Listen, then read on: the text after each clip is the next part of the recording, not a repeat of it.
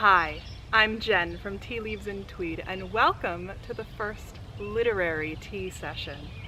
Today I'm starting something a little bit new. Similar to my historical tea sessions, I've decided to do a tea session inspired by a favorite literary character. And today, for the first episode of my literary tea sessions, I'm going to be doing a tea session inspired by one of my mother's favorite movies, which is based on a book, Rebecca by Daphne du Maurier. And we're going to do tea at Manderley. In the beginning of the book, the unnamed protagonist has a remembrance of the grand teas that they had at Manderley House where they lived during the action of the book, which is a flashback. So I thought I would take one of these elements and make it myself. Now in the book, the protagonist lists the delicious things that they have for tea at Manderley. Those dripping crumpets, I can see them now, tiny crisp wedges of toast and piping hot flaky scones, sandwiches of unknown nature, mysteriously flavored and quite delectable, and that very special gingerbread, angel cake that melted in the mouth, and his rather stodgier companion, bursting with peel and raisins. There was enough food to keep a starving family for a week. So if you were here on Wednesday, you saw me bake a very special gingerbread.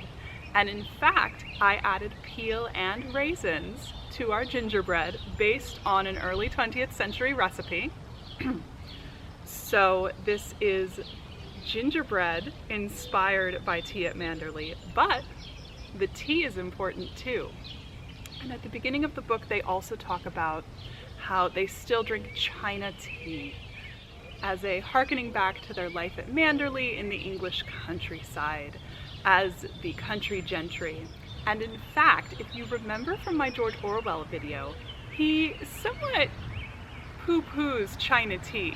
But he specifies that you can drink it without milk, and I think in English tea culture that often means that it is a more delicate flavored tea and lighter in body and taste, and that's part of why maybe in post-war they wanted something a little bit oomphier. However, the aristocracy were known for drinking weaker tea. It was considered very posh to drink things like Earl Grey.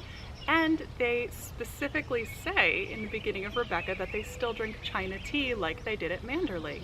So I have a pot of Chi-Men tea, which to me is just the epitome of posh British tea because it was a high quality tea that used to be very expensive and in fact used to form the basis of the English breakfast blend. So I have a Chi-Men tea.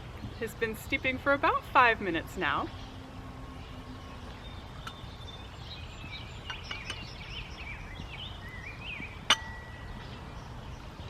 And this is a lovely tea that I got from my friend Dylan, who's the sweetest dew on Instagram.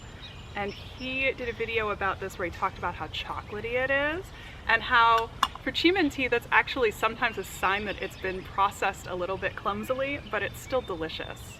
And I love that idea of something that is actually not the best quality Chinese tea, because I feel like that might have been what still was exported to the very posh classes of British society.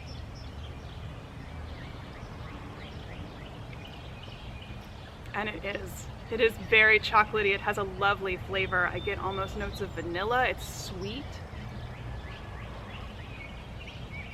And it is very forgiving to oversteeping, which English tea habits sometimes tend towards. So now we have to try our special gingerbread. And I've put lots of whipped cream on top of mine. Fragrant with spices. The ginger is the dominant spice. I didn't put too much cloves. But you get that hit of intense citrus from the candied peel. It just tastes very old-fashioned. And it is quite dense.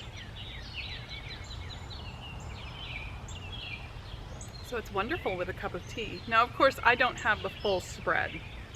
In this day and age, I don't have an army of people coming over to tea to finish so much food. So I had to make a little bit of tea for myself so that I can share a virtual tea session in honor of my mother, because it is Mother's Day in the US today. So happy Mother's Day.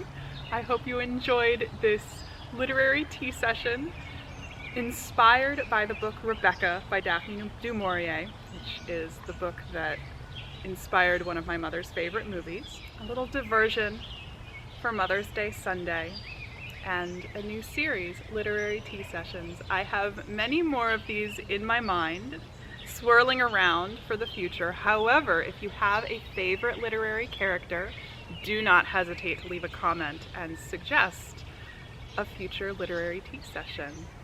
I hope you enjoyed this tea session, and I hope I see you again sometime. Thank you for joining me. Bye.